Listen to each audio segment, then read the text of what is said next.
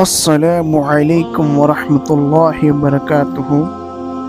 جیسا کہ حیض میں مباشرت سے نقصان، یعنی کہ جب عورت کو ٹائم پیریڈ آتا ہے تو ان دنوں میں مباشرت کرنے کے نقصانات کیا ہے، یعنی کہ ان سے کیا نقصانات ہوتے ہیں، تو آج ہم آپ کو یعنی کہ تفسیر بائے تفسیر اس کے متعلق اور بتائیں گے کہ ان کے نقصانات کیا ہے، ان سے کیا بیماریاں لگتی ہیں۔ تو یعنی کہ حکیموں نے لکھا ہے کہ عورت سے حیض کی حالت میں مباشرت کرنے سے مرد اور عورت کو جزام کوڑ لیپوریسی کی بیماری ہو جاتی ہے، اور کچھ حکماء کا کہنا ہے کہ حیض کی حالت میں یعنی کہ صحبت کی اور اگر حمل ٹھہر گیا تو اولاد ناسک ادھوری یا پھر جزامی پیدا ہوگی، یعنی کہ آپ یہ مان کے چلیے کہ اولاد یعنی کہ ایک تو نافرمان پیدا ہوگی، دوسری کہ اولاد ایسے گندے کام کرے گی، یعنی کہ بچپنے کے اندر جو آپ سوچ بھی نہیں سکتے ہو۔ تو میرے بھائیوں، آپ کوشش کریں کہ ان ٹائم پیریڈ کے اندر اپنی بیوی کے ساتھ صحبت نہ کریں، یعنی کہ عیال العلوم جلد نمبر 2 صفحہ نمبر 95 پر یہ حدیث موجود ہے۔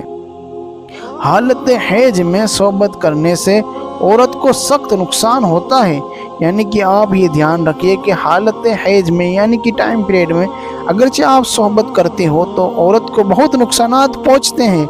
کیونکہ عورت کی فرج سے لگاتار گندا خون خارج ہوتا رہتا ہے، جس کی وجہ سے وہ مقام انتہائی نرم و نازک ہو جاتا ہے، اور اگر اب ایسی حالت میں جمع یعنی کہ صحبت کی جائے تو اس مقام میں رگڑ کی وجہ سے وہاں زخم بن جاتا ہے، یعنی کہ اگرچہ آپ ایسے ٹائم میں اگرچہ اپنی بیوی کے ساتھ صحبت کرتے ہیں تو یعنی کہ اس رگڑ کی وجہ سے آپ جو صحبت کرو گے اس کی وجہ سے آپ اپنی بیوی کے اندر میں یعنی کہ وہاں زخم بن جاتا ہے، تو آپ اس چیز کا ضرور دھیان رکھیں ہمارے بھائیوں۔ اور پھر مزید یہ کہ زخم میں گرمی کی وجہ سے پیپ بھر جاتا ہے، یعنی کہ پھر وہاں زخم بن جاتا ہے، اور زخم بننے کی وجہ سے گرمی کی وجہ سے وہاں پر پیپ بھر جاتی ہے، تو پھر اس کے کتنے نقصانات ہوتے ہیں، کون سی بیماریاں لگ جاتی ہیں کہ آپ سوچ بھی نہیں سکتے۔ بعد میں مختلف بیماریاں پیدا ہونے لگتی ہیں، تو کئی بیماریاں میرے بھائیوں پھر اس کی وجہ سے پیدا ہو جاتی ہیں، جس کی بعد آپ کو بہت سی تکلیفیں ہوتی ہیں۔ تو میرے بھائیوں کوشش کریں کہ آپ نہ کریں، اور آگے سنیں۔ یعنی اتباع کے مطابق حالت حیض میں مباشرت کرنے سے سوزش رحم یعنی کہ سوجاگ و آتشک وغیرہ جیسے امراض لاحق ہو جاتے ہیں، اسی لیے حالت حیض میں جنسی یعنی کہ اختلاف معذر صحت ہے،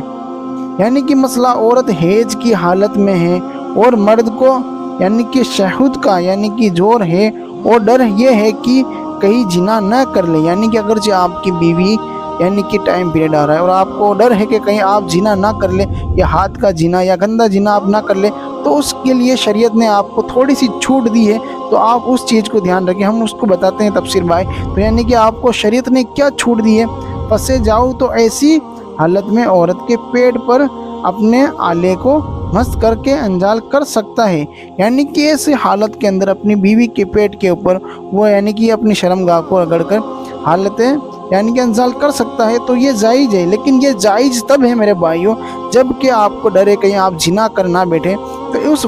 اس وجہ پہ آپ کو یہ یعنی کہ چھوٹ ملتی ہے۔ تو میرے بھائیوں لیکن ران پر ناجائز ہے، یہ دھیان رکھیں کہ ران کے اوپر یہ ناجائز ہے، یعنی کہ حالت حیض میں ناف کے نیچے سے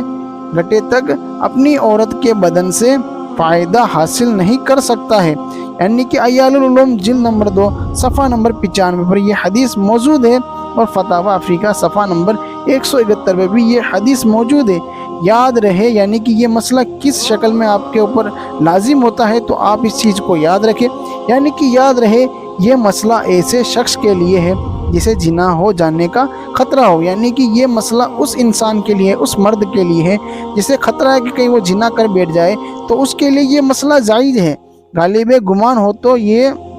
وہ اس طرح سے فراغت حاصل کر سکتا ہے صبر کرنا اور ان دنوں میں مباشرت سے پرہیز کرنا افضل ہے، لیکن اگرچہ آپ کو اندیشہ ہے کہیں آپ زنا کر بیٹھ جائے تو آپ کو شریعت نے اجازت دی ہے۔ تو میرے بھائیوں، آپ اس ویڈیو کو زیادہ سے زیادہ شیئر کریں تاکہ ہمارے بھائی ہماری بہنیں ان مسئلے مسائل کو تفصیل سے جان سکیں اور صحیح سوچ سمجھ سکیں، اور ہمارے اس ویڈیو کو زیادہ سے زیادہ شیئر کریں اور ہمارے اس یوٹیوب چینل کو بھی سبسکرائب کریں۔